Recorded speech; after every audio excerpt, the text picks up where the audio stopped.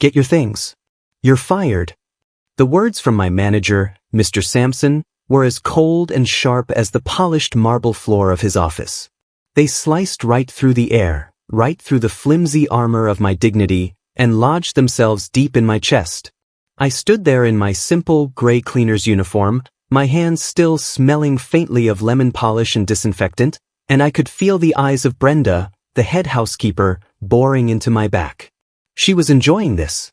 I could hear it in the way she was breathing, a little too fast, a little too satisfied. But why?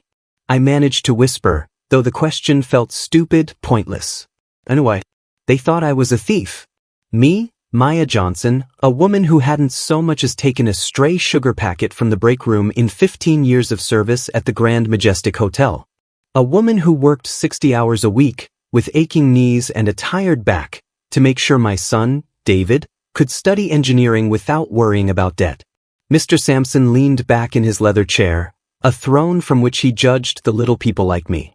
He steepled his fingers, a gesture he probably learned from some movie about powerful men. A guest from the penthouse suite, a Mr. Alastair Finch, has reported his diamond-encrusted watch missing. You were the last one to clean his room after he checked out this morning.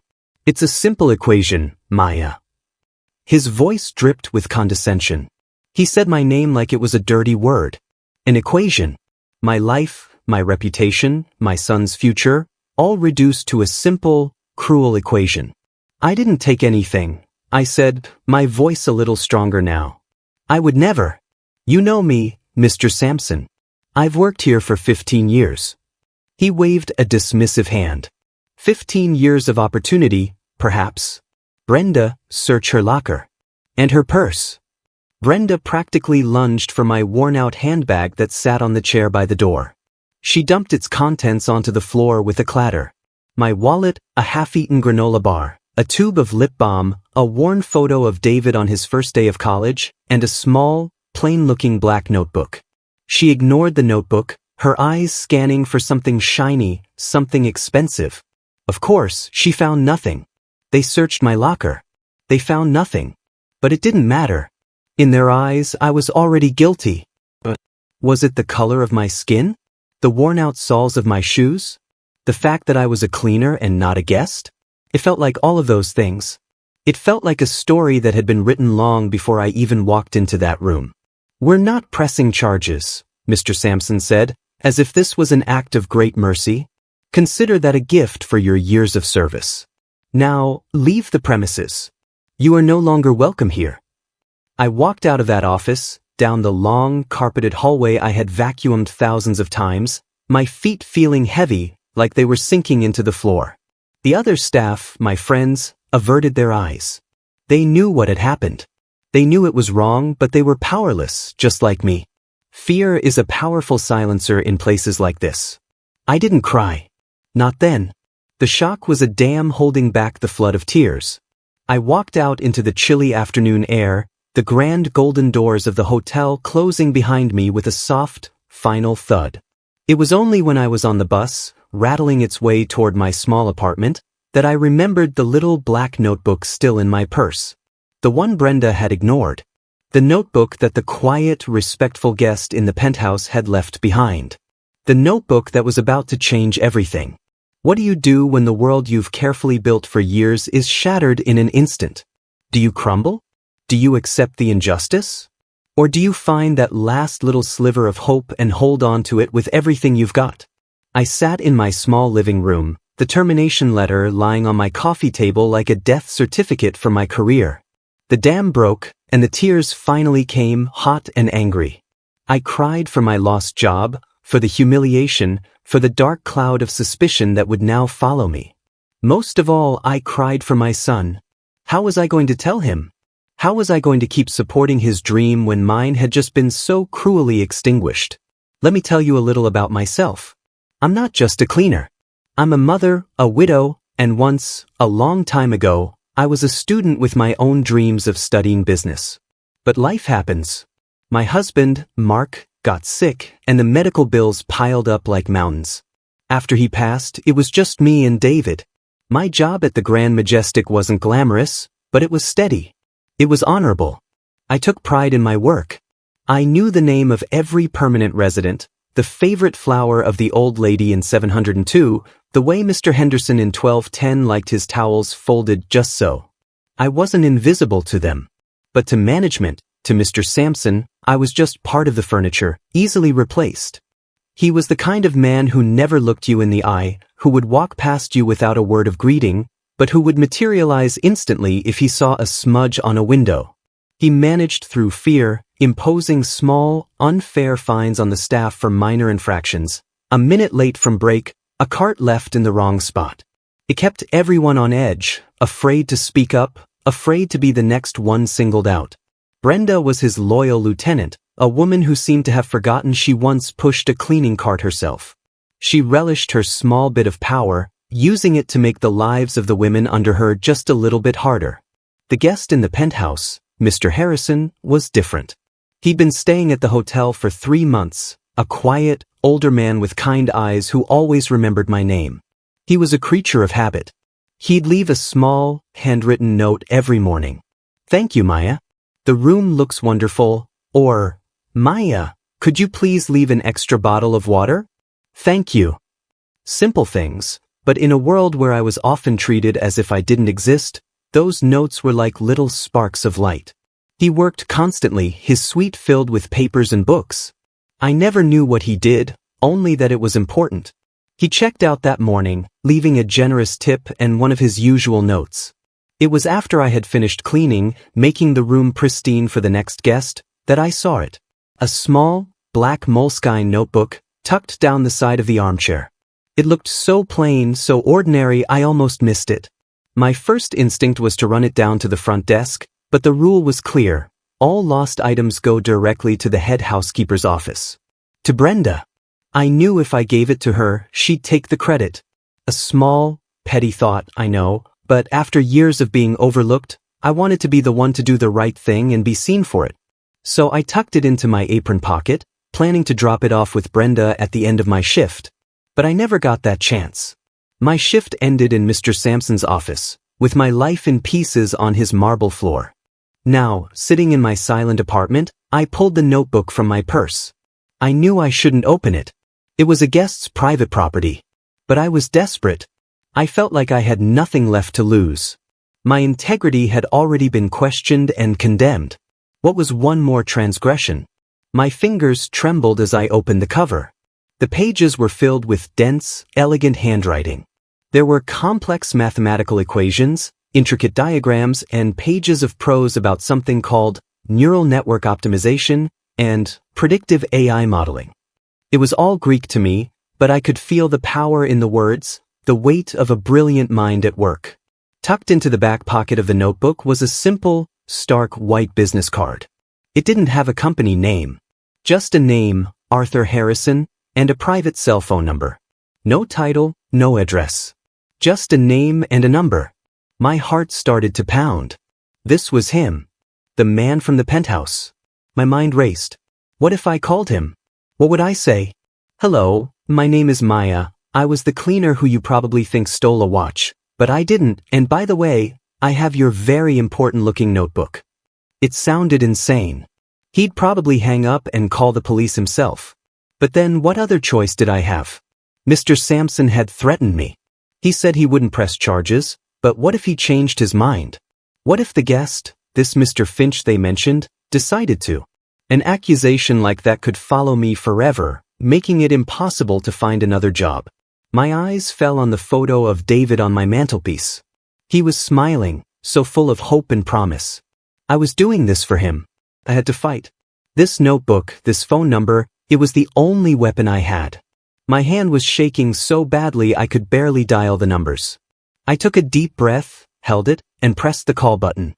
The phone rang once. Twice. My heart hammered against my ribs. I was about to hang up, convinced this was a terrible mistake, when a calm, quiet voice answered. Arthur Harrison speaking. I almost dropped the phone. It was him. It was really him. Mr. Harrison? I stammered, my voice barely a whisper. My name is Maya Johnson. I was the housekeeper who cleaned your suite at the Grand Majestic this morning. There was a pause on the other end of the line. I braced myself for the anger, the accusation. Maya, he said, and his voice was not angry.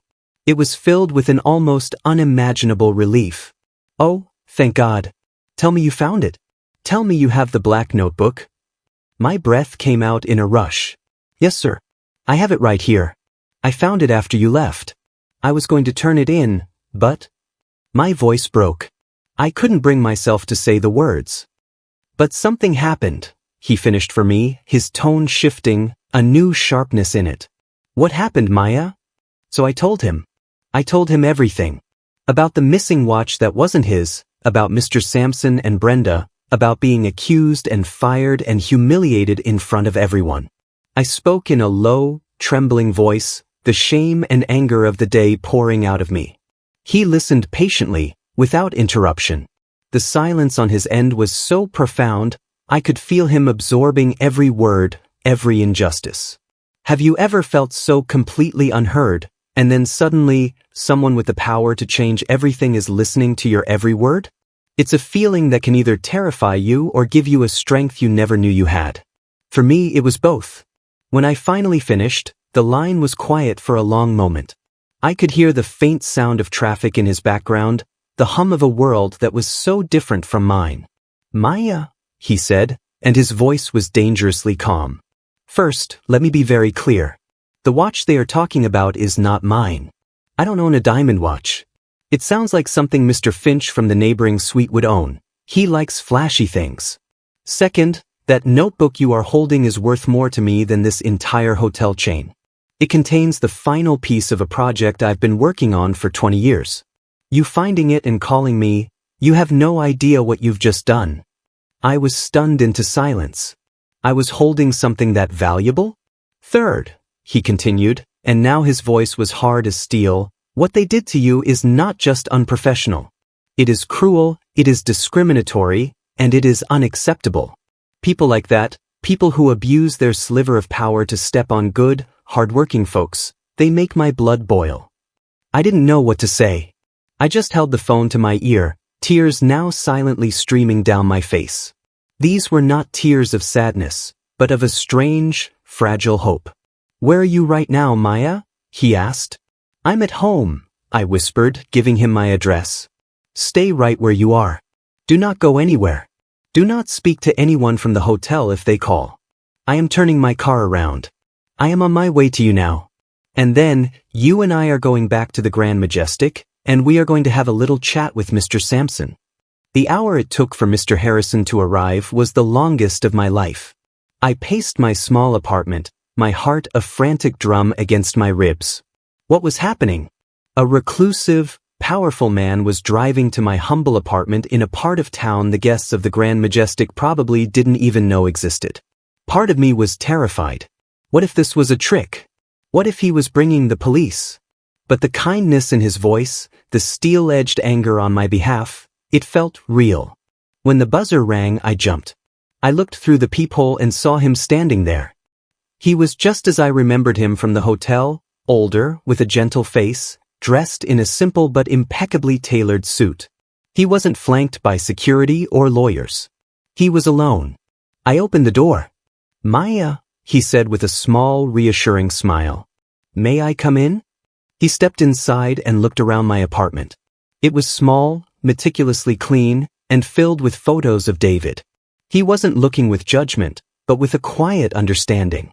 He saw the worn armchair, the stack of library books on the side table, the life I had built with love and hard work. This is a lovely home, he said simply. I handed him the notebook. He took it and held it for a moment, his eyes closing in relief. Thank you, he said, his voice thick with emotion. You truly have no idea. This algorithm. He shook his head as if he couldn't find the words. It's going to change how we predict climate patterns. It could save millions of lives. I stared at him, dumbfounded. Climate patterns? Saving lives? I was holding that in my hands all day? He saw the shock on my face. Now, he said, his expression hardening again. Let's talk about what we're going to do. I made a phone call on the way over. To a man named Robert Carlyle. Does that name mean anything to you? I shook my head. He's the CEO of the entire Majestic Hotel Group International. He's an old friend. I told him I was on my way to one of his hotels to deal with a staffing issue that has put a multi-billion-dollar project of mine at risk. He was very concerned. He's flying in on his private jet. He'll be at the hotel in 2 hours. My knees felt weak. The CEO? A private jet? This was escalating to a level I couldn't even comprehend. What do you want me to do? I asked. He looked at me, his eyes serious. I want you to come back to the hotel with me. I want you to stand by my side while I talk to Mr. Sampson. You don't have to say a word if you don't want to. But I want them to see you. I want them to understand the gravity of what they've done. He paused. And Maya, after this is over, we're going to discuss your future. A woman with your integrity is a rare and valuable thing. I don't intend to let it go to waste. The ride back to the Grand Majestic was surreal. I was sitting in the plush leather passenger seat of a Bentley, driving through the city I normally traversed by bus. Mr. Harrison didn't talk much. He just drove, his expression calm and determined. When we pulled up to the grand entrance of the hotel, the valet, a young man named Carlos who I'd always been kind to, rushed forward. His eyes widened when he saw me get out of the car. He looked from me to Mr. Harrison and back again, his expression a mixture of confusion and awe. "Welcome back, Mr. Harrison. Miss Johnson," he said, a new respect in his voice. News travels fast in a hotel. Mr. Harrison handed him the keys. "Keep it close, Carlos. We won't be long." We walked through those golden doors, not as a guest and a cleaner, but as a united front. The receptionist at the front desk, a woman who had never given me a second glance, stared, her mouth slightly agape. "We're here to see Mr. Sampson," Mr. Harrison said, his voice echoing slightly in the cavernous lobby. "Please inform him that Arthur Harrison is in the lobby and would like a word. And," he added, looking directly at me, "so would his associate, Ms. Maya Johnson." The receptionist fumbled with her phone, her eyes wide with panic. The stage was set. The final act was about to begin. The walk to Mr. Sampson's office felt completely different this time. Before, I had felt small, invisible, disposable. Now, walking beside Mr. Harrison, I felt a power I had never known. It wasn't my power, it was his, but he was sharing it with me. People stared. Whispers followed us down the hall. The balance of the world had shifted, and everyone could feel it. When we reached his office, the door was already open. Mr. Sampson stood there, his face pale and beaded with sweat. Brenda hovered behind him, looking terrified. The smug confidence was gone, replaced by a raw, naked fear. He had clearly gotten the call from the front desk and had put 2 and 2 together. The wealthy guest from the penthouse was back, and he had brought the fired cleaner with him. "Mr. Harrison, welcome back," Sampson said, his voice unnervously high-pitched. "We weren't expecting you. Is everything all right?" Mr. Harrison walked past him and into the office without a word. I followed, my heart pounding, and stood beside him. He turned to face Sampson, his calm demeanor making him seem 10 feet tall. "No, Mr. Sampson. Everything is not all right," he said quietly. "In fact, things are very, very wrong. This morning, you fired one of your most honest and diligent employees based on a false accusation. You humiliated her, you slandered her character, and you threw her out of this hotel without a shred of evidence or decency." Sampson began to stammer. I was only following procedure. A guest reported a theft. We had to investigate." "A guest?" Mr. Harrison cut him off. "Did you bother to verify which guest? Did you bother to contact Mr. Finch to confirm the details of his missing watch? Or did you just see an opportunity to blame the easiest target? The black woman who cleans the toilets for a living?" The words hung in the air, sharp and undeniable. Sampson flinched. Brenda looked like she was about to be sick. "That's not." "It wasn't about race," Sampson sputtered, but the lie was plain on his face. "Wasn't it?" Mr. Harrison continued, his voice dropping even lower, making it more menacing. "Because I've been a guest here for 3 months. I've watched you. I've seen how you speak to your staff. The way you look right through them. The way you treat them not as human beings, but as cogs in your machine. And today, You picked on the wrong person. Just then, a commotion came from the hallway. 3 of my former colleagues from the cleaning staff, Maria, Sophia, and Chloe, were standing at the door, their faces a mixture of fear and defiance. Maria, the oldest of the 3, stepped forward. "He's right," she said, her voice shaking but clear. "Mr. Sampson, he fines us for everything. If we're 1 minute late, he docks our pay. He makes us pay for cleaning supplies if he thinks we've used too much. Last month, he fired a woman because her child was sick and she had to leave early. He told her she wasn't dedicated enough." Sophia stepped forward next. "And Brenda, she searches our bags randomly. She makes us feel like criminals every day. She writes us up for talking to each other in the hallways. She says it's unprofessional." The dam of fear that had held them all in silence for so long was finally breaking. They saw a chance, a tiny window of opportunity to be heard, and they were taking it. Mr. Sampson's face had gone from pale to a ghastly shade of gray. He looked trapped, cornered. Suddenly, the elevator at the end of the hall dinged. The doors opened, and a man in a sharp, $1,000 suit strode out, flanked by 2 other stern-looking individuals. He walked with an air of absolute authority. He was tall, silver-haired, and his face was a mask of cold fury. He walked straight into the office, his eyes locking onto Mr. Sampson. "Sampson," he said, his voice like cracking ice. "My name is Robert Carlyle. I own this hotel. And you and I need to have a very serious conversation about your future, or rather, your lack thereof." The CEO had arrived. The final judgment was at hand. Do you know that feeling when justice, true justice, unfolds right before your eyes? It's a powerful, breathtaking thing. It's the moment when the bully on the playground finally gets called out by the principal. It's the moment the villain in the movie finally gets what he deserves. Standing in that office, I was witnessing it firsthand. Robert Carlyle, the CEO, didn't even glance at me or Mr. Harrison at first. His entire focus was a laser beam pointed directly at the crumbling facade of Mr. Sampson. "I got a call from my old friend Arthur here," Mr. Carlyle said, gesturing toward Mr. Harrison. "A very disturbing call. He told me that the manager of my flagship hotel had falsely accused a woman of theft, fired her without cause, and in doing so, nearly jeopardized a project that holds significant implications for global climate research. Is that an accurate summary, Sampson?" Mr. Sampson looked like a fish out of water, his mouth opening and closing but no sound coming out. Brenda seemed to be trying to merge with the wallpaper behind her. "He also told me," Mr. Carlyle continued, "that this incident might just be the tip of the iceberg. That you run this hotel not with respect and leadership, but with fear and intimidation. That you foster a culture of discrimination and distrust." He then turned his attention to Maria, Sophia, and Chloe, who were still standing bravely at the door. "And what do you ladies have to say about that?" For the next 10 minutes, they talked. They told Mr. Carlyle everything.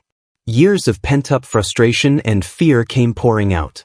They spoke of the unfair fines, the casual racism, the constant threat of being fired for the smallest infraction, the way their concerns were always dismissed. They painted a picture of a toxic workplace hidden behind a 5-star facade. Mr. Carlyle listened to every word, his expression growing darker with each revelation. When they were finished, he turned back to Sampson. "You are a disgrace to this brand," he said, his voice low and guttural. "You and Ms. Vance here," he said, finally acknowledging Brenda's existence, "are to clear out your desks immediately. You are terminated, effective now. Security will escort you from the building. Your final paychecks will be mailed to you. Do not ever set foot on another Majestic Hotel property again." Brenda let out a small sob. Mr. Sampson just stood there, utterly defeated, the color completely drained from his face. The powerful man from this morning was just a shell. His throne had been taken away. After security had led them away, Mr. Carlyle turned to me. His stern expression softened. "Miss Johnson," he said, extending a hand, "on behalf of the entire Majestic Group, I want to offer you my deepest, most sincere apology. What happened to you today is inexcusable and represents a catastrophic failure of our values." I shook his hand, my own still trembling slightly. "Thank you, sir," I whispered. "I'm offering you your job back, of course," he said, "with back pay for today, and a significant bonus for the emotional distress you've endured. Furthermore, I am launching a full, chain-wide review of our management practices. We will be implementing new, mandatory anti-bias and sensitivity training for all managers, starting from the top down. What you and your colleagues have brought to light today will lead to real, systemic change. You have my word on that." It was more than I could have ever hoped for. Justice hadn't just been served, it was being used to build something better. But then, Mr. Harrison, who had been watching everything with a quiet satisfaction, spoke up. "Robert," he said, "I appreciate your offer to Ms. Johnson. It's a good one. But I have a better one." He turned to me, a warm smile on his face. "Maya, I told you that a person of your character is a rare thing. I wasn't just making conversation. I have a charitable foundation, the Harrison Institute for a Better Future. We fund projects all over the world: climate research, educational programs, disaster relief. It's a big operation, and it requires people who are meticulous, detail-oriented, and above all, flawlessly honest." My heart stopped. I knew where this was going, but it seemed too impossible to believe. "I want to offer you a job, Maya," he said, "as an administrative manager at the foundation. It would mean a proper salary, benefits, regular hours. But more than that, it would mean using your skills to help make the world a better place." He paused, letting his words sink in. "I also know you once had dreams of studying business. The foundation will provide a full scholarship for you to go back to college and finish your degree, part-time, while you work. What do you say?" I looked at him, then at Mr. Carlyle, then at my friends who were crying with joy for me. The tears I had been holding back all day finally came, but this time, they were tears of overwhelming gratitude. Through my tears, I looked at the man who had seen me when no one else had, who had believed in me when the world had called me a thief, and I gave him the only answer I could. "Yes," I said, my voice choked with emotion. "Yes, I would like that very much." It's funny how life can turn on a dime, isn't it? One moment you're on the floor, and the next you're soaring. The year that followed was a whirlwind of change and growth. I moved out of my small apartment and into a modest but beautiful townhouse closer to my new office. The first thing I bought was a huge dining table, big enough for my son, David, to spread out his engineering textbooks, and for Maria, Sophia, and Chloe to come over for dinner every Sunday. They were more than friends now. They were family, bonded by the day we all found our voices together. David was, of course, overjoyed. When I told him the story, he just hugged me for a long time, his quiet pride meaning more to me than any words could. Seeing the relief in his eyes, knowing that he no longer had to worry about me, was the greatest gift of all. Working at the Harrison Institute was like stepping into a different universe. My days were filled with purpose. I coordinated with research teams in the Amazon, helped organize shipments of aid to storm-ravaged islands, and managed the scholarship fund that was sending bright young students, kids just like David, to college. Mr. Harrison became my mentor and my friend. He taught me about business, about philanthropy, and about the quiet power of integrity. He'd often say, "Maya, the notebook you returned to me held an algorithm, but the character you showed that day holds the formula for a better world." True to his word, Mr. Carlyle cleaned house at the Grand Majestic. The new management team, led by a woman promoted from within their ranks, transformed the hotel's culture. The unfair fines were abolished. A new, anonymous system for employee grievances was put in place. And every new manager was required to spend their first week working alongside the cleaning and maintenance staff, a policy they called the Maya Johnson Rule. It was their way of ensuring that no manager would ever again look through the people who kept their hotels running. As for me, I enrolled in night classes at the local university, picking up my business degree right where I left off more than 20 years ago. Sometimes, sitting in a lecture hall after a long day at work, I would think back to that morning in Mr. Sampson's office. I would remember the feeling of helplessness, of being so completely misjudged. It's a scar that will never fully fade. But it's also a reminder. It's a reminder that even in our darkest moments, we are not defined by how others see us, but by the choices we make. I could have thrown that notebook away in anger. I could have stayed silent in fear. But I chose to make that one phone call. I chose to believe in the possibility of justice. And that one choice, that one leap of faith, didn't just change my life.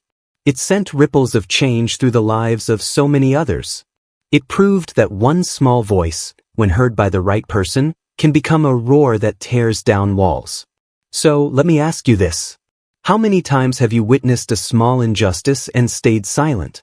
How many times have you seen someone being treated unfairly and looked the other way, afraid to get involved? My story could have ended very differently. But it didn't, because of the integrity of one person and the willingness of another to listen. It's a powerful combination. Thank you for listening to my story.